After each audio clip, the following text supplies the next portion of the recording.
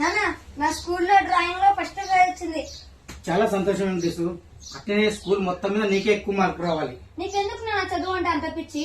చదువుకోకుండా వ్యాపారం చేసి డబ్బులు సంపాదించు కదా. డబ్బులు సంపాదించి ఆనందంగా ఉండొచ్చు కదా. డబ్బు ఈ రోజు ఉంటది, రేపు పోతుందిరా.